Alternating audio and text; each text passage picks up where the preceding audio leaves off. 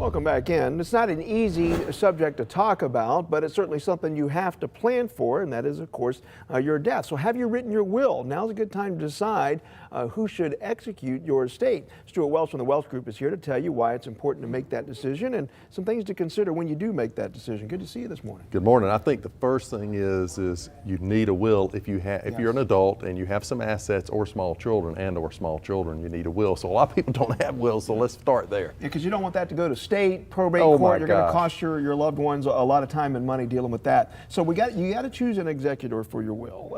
If it's a spouse, that makes it kind of an easy choice, though, right? And that is, if you're married, typically it is going to be the spouse. And I think the big question there, does that spouse have experience in financial matters? So a lot of times it's the ladies that are left behind. Guys go first. And so what you want to, if they don't have financial experience, you want to pair them up with a professional, like a lawyer that's going to help walk her through the process.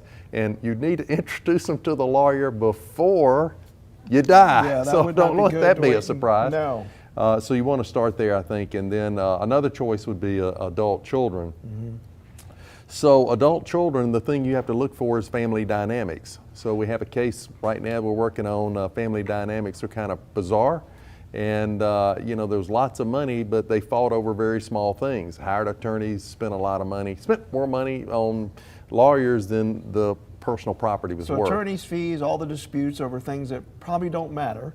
It don't matter. They spent more money on that than what the actual estate was. Yeah, and it's about unresolved issues. So I think if you're thinking of who your executor, and you're thinking about a child, think about those family dynamics and think about how you can help head that off at the pass. Let me ask you this real quickly. Can an executor sort of make the rules? In other words, if there's a dispute, can they say, well, if there's a dispute, everything will be sold to split 4 ways? They can do that. Okay. So it depends a little bit on what's written in the will, but generally they do have the power to say, okay, if we can't decide on who gets the house or who gets what, we're just going to sell it and deal with it that way. Some things to consider if you do choose a professional. You do choose an attorney. So a lot of times people will say, I'm just going to get a lawyer to do it or a professional. And I think the big issue is you want to be able to control fees. So I had a case many decades ago.